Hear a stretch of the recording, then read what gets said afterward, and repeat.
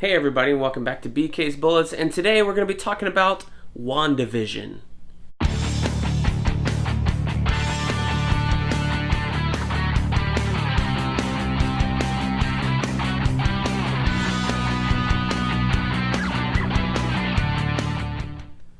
Hey everybody, and welcome back to BK's Bullets. As always, I'm your host, Brent, and today we're going to be talking about the first two episodes of the new Marvel Disney Plus series, WandaVision. I really liked this. I thought it was a lot of fun. I'm gonna try and stay out of spoilers, although to say that there could be spoilers in this is true. But these first two episodes don't really go into a whole lot of plot stuff.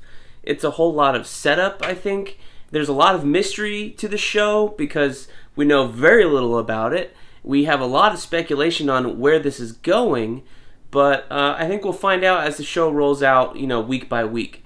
So this week, today was the premiere, January 15th, 2021. This show is a long time coming, and we got two episodes today, episode 1 and 2. So, what does that mean, right? Well, it's been a long time coming to get this show. This was originally supposed to come out in fall of 2020, following the release of Black Widow, and then with coronavirus and all that stuff happening, we still have not seen Black Widow, and we have WandaVision finally here in January. I think they were talking about fall originally, and then I think they had to stop filming. I believe I read somewhere that they had to stop filming for COVID, and then I guess they finished up the last bit of this batch of episodes later last year, and then now we have it finally coming out, which is fantastic. This is really a showcase for how well Marvel cast its characters and how well the actors they cast are actors. Elizabeth Olsen and Paul Bettany, Wanda Maximoff, and Vision are just a delight to watch. You get a little bit of them in all the movies with, Age of Ultron. They both appeared first in that movie, Avengers Age of Ultron, and then you got a little bit more of them in Captain America Civil War, and then Infinity War and Endgame. But that's kind of, 4 movies. I don't even think they were in Endgame that much. Well, I know Wanda was, but Vision himself, at the end of Infinity War, he had that big, the soul gem or soul stone sucked out, or mind stone. Can't remember which one. It's different in the comics than it is in the films. Anyway, the big yellow thing in his head had it sucked out. And the coolest part of that movie was finding out that this stone was actually giant in his head. It wasn't just a little thing when Thanos pulled it out. I don't know if it had grown or whatever, but they are just a total delight to watch in this show. They have such chemistry. They're such good actors, and that is clear here because they're able to do many things on many different levels. And show is just so fun to watch. So let's talk about what these first two episodes are and what they are not. What they are not going to do is tell you what the hell is going on or tell you how we got here. You are just along for the ride, uncovering the mystery just like our characters, I think.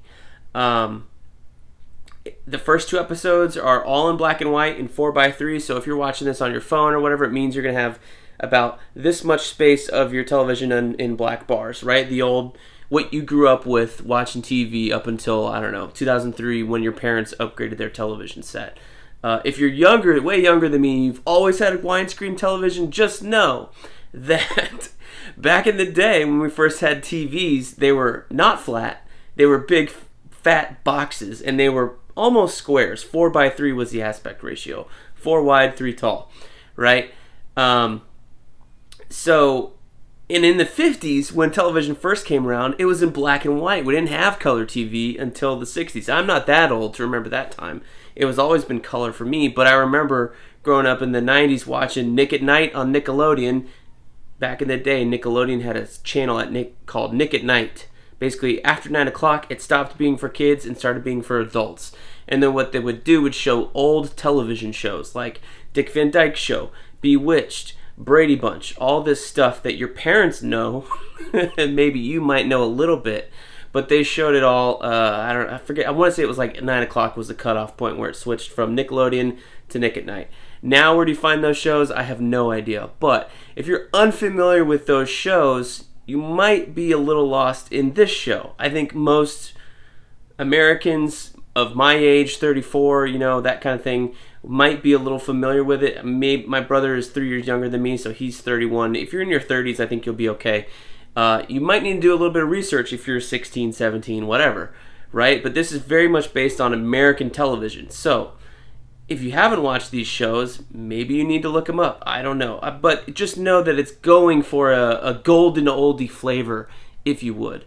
A classic television, something you can relate to on all levels. And this shows, because this is a TV PG show when it first pops up, this is aimed at all ages. There's a little bit of double entendres here and there, but it's not a mature audiences show or anything like that. So it's kind of going along with, I think, where the Mandalorian is, TV PG as well.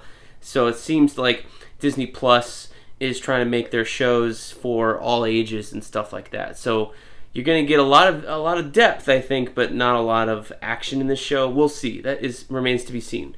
We're also working, I think, on a TV budget, one might say, because it is a streaming show. But then again, it's Marvel, it's Disney. Have we really seen them do anything small yet? No, we haven't. So I think this thing is going to ramp up as we get episodes going along. So, first 2 episodes, black and white, based on old television shows. From what I can tell, the first episode is basically based on the Dick Van Dyke Show, and I'm basing that solely on that there's a step in their living room. And the only step I remember watching in these old shows was Dick Van Dyke had this huge living room. Dick Van Dyke was the main character. He was the man. His husband was Mary Tyler Moore. That may be also another show that we have to check up on and watch. I've never watched the Mary Tyler Moore show, I don't believe. But I did watch Dick Van Dyke, and I did watch Bewitched, which is what the second episode is kind of modeled after. Although there's a little bit of both, or a little bit of Bewitched in the first episode as well, with all the stuff Wanda can do, right? She's the Scarlet Witch. So anyway, our characters just find themselves living in this predicament, and it seems like one of them is in control, but they're very much still our characters. They're not trying to be other people. Wanda's not trying to be Wanda. She's herself. She has power. She acknowledges it. Vision is an android. He's a robot. We're acknowledging it. There's a lot of jokes at this, kind of idea's expense of these two people that are A, modern, and B, superheroes or whatever, trying to live in this 1950s, early 1960s Americana paradise. And there's weird things happening. There's neighbors popping in and out, just like Steve Urkel did in Family Matters. So a whole lot of like classic Americana television references here in this show. So I think if you're familiar with some of that, you're going to get a lot of the jokes. But that's not to say that it's all homage. There's a lot of stuff sprinkled in. There's a lot of little lines. If you're really paying attention, we'll try and clue you in on, oh, is this what's going on? Or is this what's going on? That kind of thing. And that kind of stuff, I think, is really, really cool. You're going to see references to Age of Ultron and Sokovia. You're going to see references to, Vision obviously being an android. There's a great bit in the second episode where, they tell us all these 2 episodes that he doesn't eat. And he's forced to eat, and then what happens? Well, something gums up his works, right? So it's very good, very well written. I got to applaud them for that. I was kind of going into this going, if they're all black and white, what's going to be like here? And safe to say that since I haven't watched a lot of sitcoms recently, especially these older ones, that it was so nostalgic in a certain way and very entertaining, because at the same time it's keeping you thinking the whole time as you're being entertained and seeing how our characters are trying to avoid being discovered as superheroes and stuff like that. You're kind of like, well, why don't they make television like this anymore? Because this is entertaining as hell. It's just mind-boggling. But that is to say that the first 2 episodes of WandaVision are fantastic, and you should rush back home or stop working, whatever you're doing, turn on Disney Plus, and just take 40 minutes out of your day to watch them right away if you haven't already watched them. Like I said, I try to be spoiler-free as much as possible. I don't think there's a whole lot to spoil in these first 2 episodes, so it was very easy. As we get further along, and I do intend on doing these week to week, since I got nothing else going on, to get into spoilers. So the next couple episodes will probably have a spoiler tag in the title. But I want to let you know that you should watch these as soon as you can, because I'm going to watch these as soon as I can and get a review up same day, so we can all talk about them below in the comments. But I gotta say, this was so much fun. It was fantastic. Definitely don't sleep on WandaVision. There's more going on here, and we're gonna find out what it is, I think, slowly. But it seems like that snowball is rolling faster and faster as each episode goes on, even with the first two. So that is very exciting to me. There's a whole lot. You can watch the trailers. There are other scenes coming where they're not black and white. So it seems like the next future episodes may be a different sitcom, if that's the pattern they're going down, and they're going to be in color. So maybe we'll see the 4:3 expand to the 16:9. But even then, Marvel half the time always wants to do the letterboxed, horizontally with the 2 to 3.1 or something ratio, the widescreen effect. So maybe they'll play around with that, but it is really fun to watch Marvel experiment with television in this way. And it seems like this is the perfect thing for them to do, to jump into television by having a show that's about television. That's kind of cool. And this dichotomy of it being the first is really neat. I think the original plan was for Black Widow to drop in May of last year, Falcon and Winter Soldier in the fall, this in the late winter, had the world not gone to shit, of course. But it is cool that the way it's worked out. I guess this was all on closed sets. They do have some studio laughter here, and I don't know if it's real or not. I think I watched Elizabeth Olsen on Jimmy Kimmel talking about how they did have a live studio audience for some of these 2 episodes, or maybe the whole thing. I imagine those audiences have signed NDAs, proclaiming that they're going to harikari themselves if they let anything slip to anybody. Those NDAs have to be insane, is all I got to say. Because, I don't know, who knows? Who knows if it's going to get more weird and sitcom-y and stuff like that, if that's going to be part of it. Or if maybe the sitcom scenes were more you can kind of piece together if you watch all of them, but if you just come in and laugh, you'll be fine. Who knows?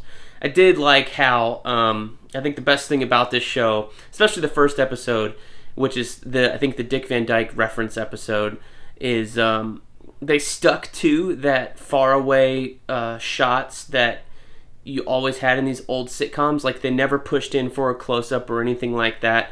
If you watch Big Bang Theory or Home Improvement, some of the more recent ones, Last Man Standing, they're kind of always, shooting from the ankles up, so to speak, in big wide shots, or maybe the chest up, you can't even see here, but kind of mid waist, waist level, belly button level up.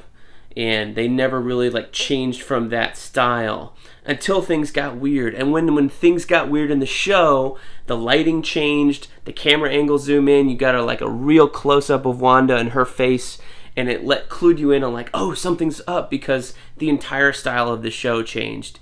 And then we got a little bit more of that in the second episode. There was a little bit, a lot of outside shots, things like that, but still mostly sticking to that, super wide shot to the mid-range, not that necessarily a close-up. I don't know what the technical term is, but I did like how they played with that, with the angles and the lighting as things got a little weirder in the show.